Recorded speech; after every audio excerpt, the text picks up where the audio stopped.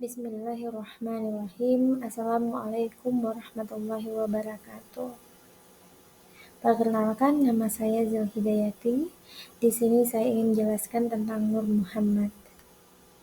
Nur Muhammad merupakan salah satu istilah yang dikenal dalam falsafah Islam.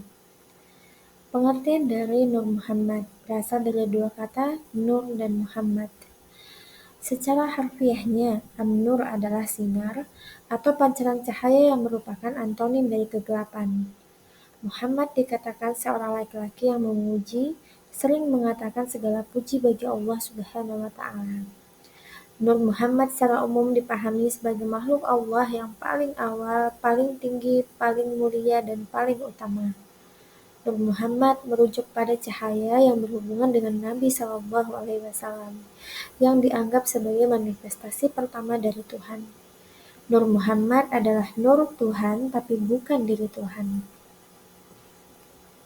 Ada beberapa sejarah tentang Nur Muhammad atau konsep Nur Muhammad. Yang pertama, sebelum Nabi Muhammad lahir. Menurut Ali Cekuwiz, istilah Nur Muhammad bukanlah suatu bid'ah atau suatu amalan yang sengaja diada-adakan dalam khazanah keilmuan kaum muslimin. Dalam kitab sejarah karya Ibnu Ishaq dijelaskan bahwa embrio tentang Nur Muhammad sudah ada dan menjadi sebuah cerita sebelum Nabi Muhammad SAW dilahirkan. Salah satu cerita pada karya Ibnu Ishaq adalah ketika Abdullah ayahanda Nabi Muhammad. Waktu itu beliau dipinang oleh seorang wanita sebelum beristri dengan ibunda Rasulullah. Wanita tersebut meminang Abdullah dengan 100 ekor unta. Namun Abdullah menolak pinangan wanita tersebut dan memilih Aminah ibunda Rasulullah. Setelah Abdullah menikah dan keluar dari rumah, sempat berjalan-jalan keluar dari rumah, beliau bertemu lagi dengan wanita tersebut. Namun ternyata wanita itu sudah tidak menyukai Abdullah. Kemudian Abdullah bertanya, mengapa wanita itu tidak menyukainya lagi? Wanita itu tersebut mengatakan bahwasanya dia tidak menyukai Abdullah karena cahaya itu sudah hilang dari Abdullah. Itu adalah pertanda bahwasanya adanya cahaya atau nur sebelum kelahiran Nabi Muhammad.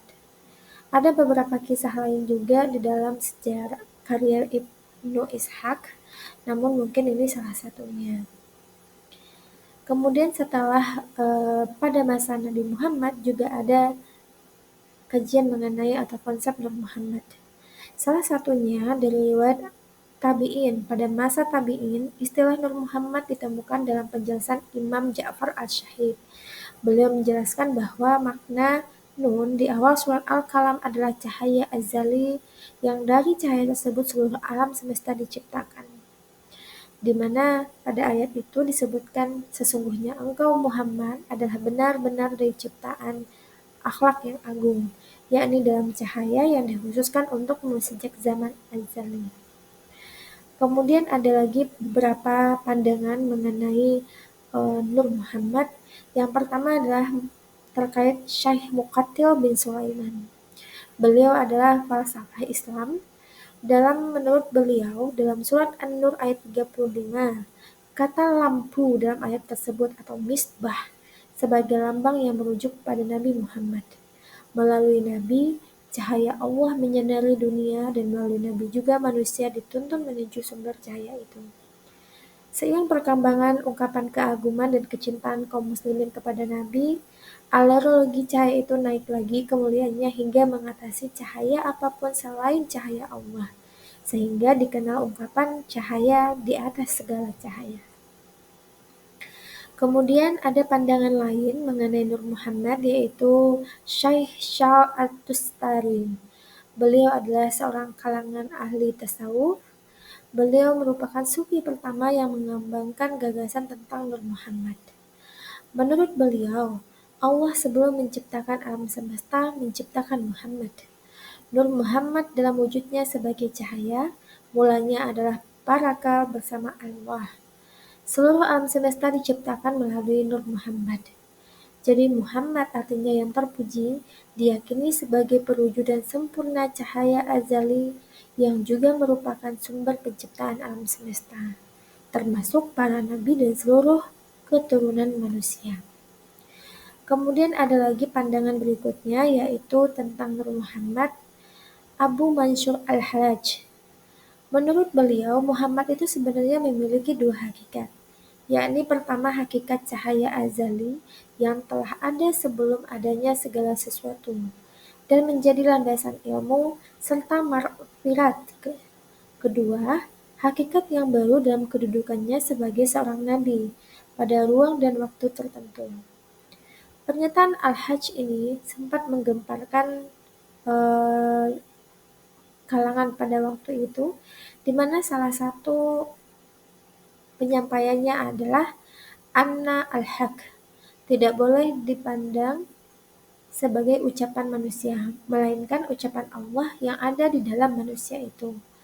Allah bagi Al-Hajj adalah transenden dan imanen. Allah tidaklah identik dengan manusia. Kemudian ada lagi pandangan Muhammad yaitu Ibnu Arabi. Menurut Ibnu Arabi, Nur Muhammad bukan hanya sekadar cahaya fisik atau metaforis, melainkan lebih daripada realitas spiritual yang mengandung hakikat ilahi. Nur ini dianggap sebagai perantara antara Tuhan dan ciptaannya, atau juga sebagai manifestasi pertama dari Tuhan yang memulai proses penciptaan segala sesuatu. Ibnu Arabi menggambarkan bahwa Nur Muhammad sebagai makhluk yang paling tinggi, sebagai sebab pertama dalam wujud spiritual sebelum terciptanya dunia material.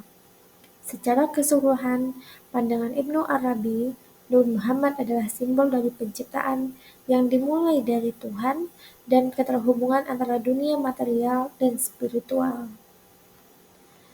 Kemudian ada lagi pandangan Nur Muhammad menurut Abdul Karim Al-Jili. Di dalam hal ini, Al-Jili mengembangkan konsep-konsep mistik yang berkaitan dengan konsep manusia sempurna, yang dikenal dengan Al-Insan Al-Kamil dan Nur Muhammad.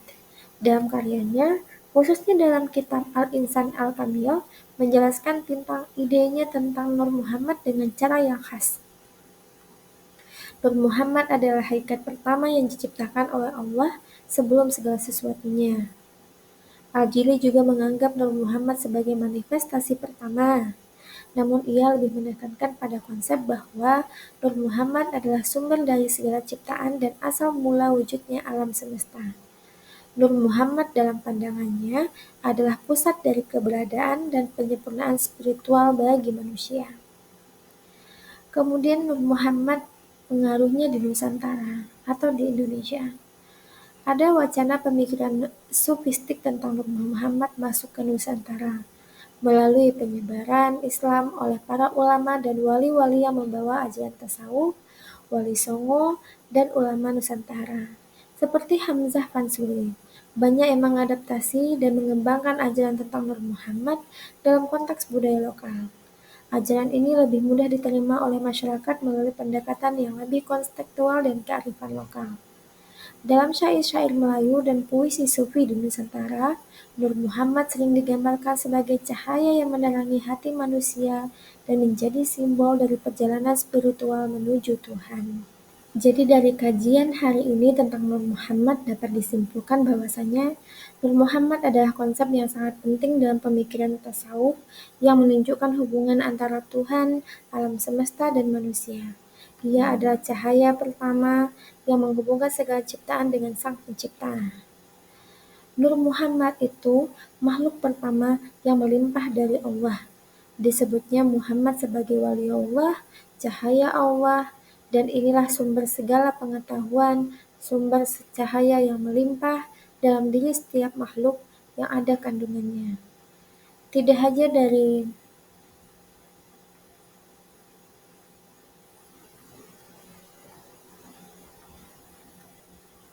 Sebenarnya, di dalam diri manusia terdapat nur.